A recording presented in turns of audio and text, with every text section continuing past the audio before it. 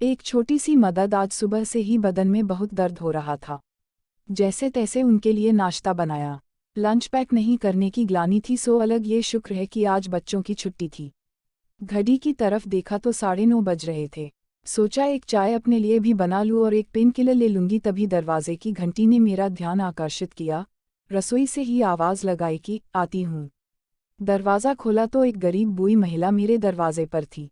उसका मलिन चेहरा देखकर मुझे उस पर तरस आ गया और पूछा, अम्मा भूख लगी है क्या? मेरी बात सुनते ही उसके चेहरे पर खुशी और डक के भाव एक साथ दिखाई दिए।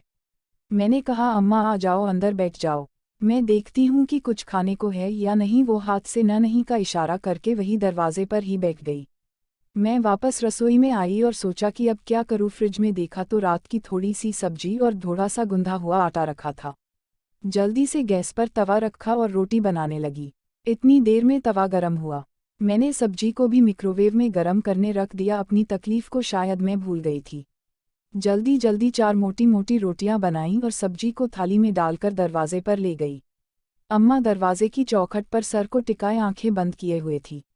मैंने उनको हिलाकर कहा, अम्मा लो ये खाना खा लो। उन्होंने आंखें खोली और मेरे हाथ में थाली देखकर उनके चेहरे पर एक बहुत ही दयनीय सी मुस्कान आई।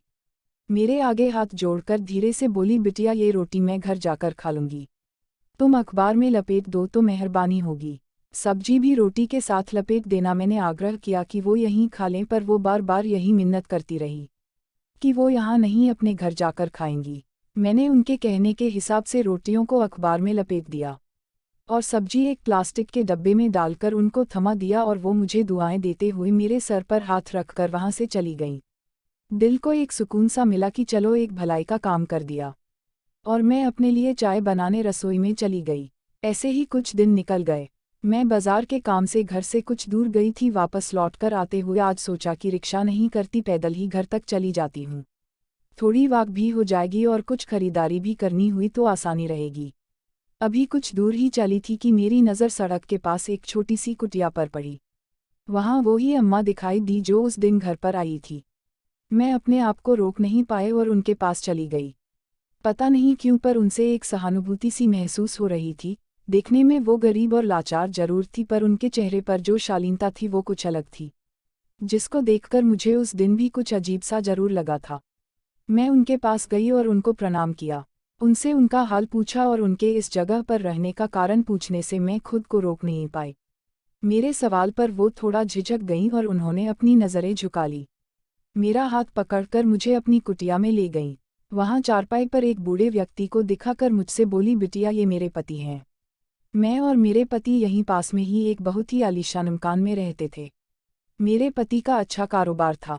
हमारा एक बेटा है जो अभी विदेश में रहता है। हमने उसको अच्छी शिक्षा देने के लिए विदेश भेजा था, परंतु पढ़ाई करने के बाद वो वहाँ ही काम करने लगा। वही घर लेने के लिए उसने अपने पिता से काफ़ी पैसा मांगा, तो मेरे पति ने अपनी दुकान को गिरवी रखकर उसको पैसा भिजवा दिया। उसने कहा कि मैं आप लोगों को अपने साथ विदेश में ही रखूंगा।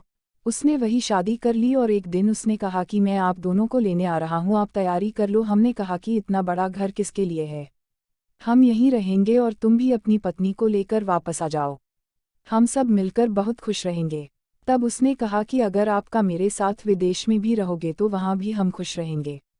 अभी आप लोग यहाँ अकेले रहते हो तो मुझे आप दोनों की चिंता रहती है। मेरा काम बहुत अच्छा है और हम सब साथ रहेंगे तो एक दूसरे का अच्छे से ध्यान रख पाएंगे।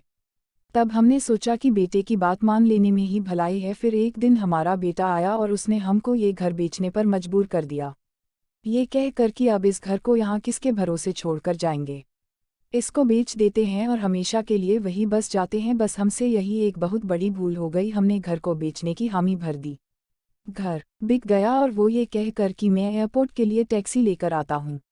हम अपने सामान के साथ घर के दरवाजे पर खड़े उसका इंतज़ार करते रहे और वो टैक्सी लेकर नहीं आया। शहर जैसे तैसे रिक्शा करके एयरपोर्ट गए। वहाँ बेटे के नाम से पता करवाया तो पता चला कि वो तो कभी का अपनी फ़्लाइट लेकर जा चुका था। हम बेसहारा होकर वापस अपने घर लौट कर आए, पर वो भी बिक चुका था। हम कहीं के नहीं रहे थे, हमारे साथ हमारी ही औलाद ने विश्वासघात किया था। वो हमको बेसहारा सड़क पर छोड़कर भाग गया था। हम इतने शर्मिंदा थे कि अपने किसी रिश्तेदार को भी ये सब नहीं बता सकते थे, क्योंकि उन सब ने हमको ऐसा करने से मना किया था। हमने भी सोचा था कि हमारा बेटा, जिसको हमने इतने अच्छे संस्कार दिए हैं, वो हमारे साथ कुछ गलत नहीं कर सकता, इसलिए हमने रिश्तेदारों को कुछ भी न बताने का निर्णय किया। इतना बड़ा सदमा ये झेल नहीं पाए और इनको दिल का दौरा पड़ गया।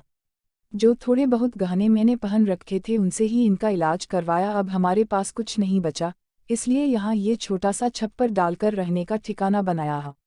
ये अब बिस्तर से अपने आप उठ भी नहीं पाते हैं, इसलिए मैं इनको छोड़कर कहीं काम करने भी नहीं जा सकती। उस दिन तुमने जो खाना मुझे दिया था वो आखिरी बार था जो हमने पेट भरकर खाया था। अब समझ नहीं आ रहा कि क्या करूं। मैं उस अम्मा की बातें सुन रही थी और मेरी आंखों के आगे बस वो मंजर घूम रहा था। जो भी उनके साथ हुआ था, मैं सन्न रह गई थी। समझ नहीं आ रहा था कि क्या करूं।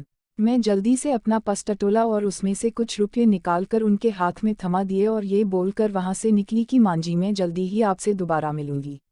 घर आकर बस यही सोचती रही कि कैसे उनकी मदद करूं। तभी मुझे मेरी एक सहेली संगीता का ध्यान आया जो एक गो चलाती है।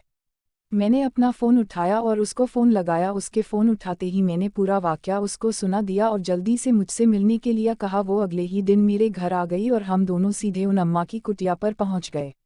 अम्मा मुझे दोबारा वहां देखकर आश्चर्यचकित हो गई और मेरे सर पर हाथ रख कर बोली कि बिटिया ये कौन है आज तुम्हारे साथ। मैंने उन्हें अपनी सहेली के बारे में बताया और दोनों का आपस में परिचय करवाया।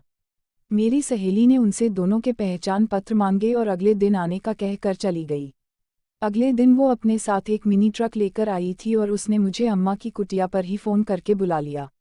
हमने ड्राइवर की मदद से उनका सारा सामान उस ट्रक में लोड कर दिया।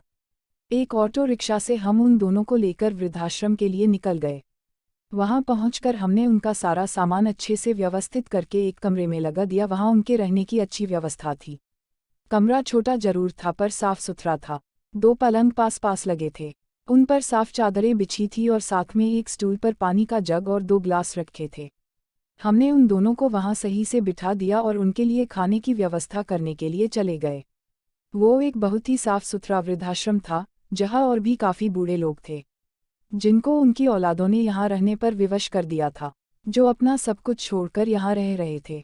उन सबके चेहरे देखकर लगा कि वृद्धावस्था में इंसान कितना लाचार हो जाता है, अपना सब कुछ अपनी औलाद पर न्यौछावर कर देता है और वो निर्मोही संतानें इनको सड़क पर छोड़ देती हैं या फिर यहाँ वृद्धाश्रम में लाकर पटक देती हैं। हम सबको ही इनसे सबक लेना चाहिए। अपनी वृद्धावस्था के लिए हम सभी को कुछ न कुछ रकम संभाल कर रखनी चाहिए। अपनी औलाद पर इतना भी भरोसा नहीं करना चाहिए। आज अगर उन अम्मा के पास अपने बुढ़ापे लिए कुछ बचत होती तो उनको यूं भीख मांगने पर मजबूर न होना पड़ता और अगर बेटे पर आंख मूंद कर विश्वास न किया होता तो अपने घर में ठीक से रह रही होती है। हमने आश्रम की रसोई से उनके लिए खाना का बंदोबस्त किया और जाकर उनके पास बैठ गए। उन दोनों की आंखों में आंसू थे और उनके हाथ बार बार हमको आशीर्वाद देने के लिए उठ रहे थे।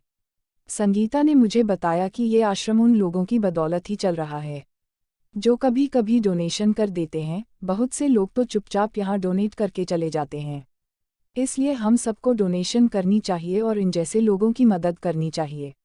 अब हमको इन अम्मा के लिए एक लंबी कानूनी लड़ाई लड़नी थी, उनको इंसाफ दिलाना था। हमने प्रण किया कि हम इनको इंसाफ दिलाकर रहेंगे और फिर मैं वापस अपने घर आ गई। आज दिल में एक सुकून था क्योंकि मैंने आज किसी की मदद की थी। आज लग रहा था कि मैं चैन से सो पाऊंगी। कल से एक लंबी लड़ाई जो लड़नी थी। प्लीज़ आपको कहानी पसंद आए तो मनमोहक कहानियाँ चैनल को सब्सक्राइब, लाइक, थम्स अप का चिन्ह कैरन and share this video on your friends.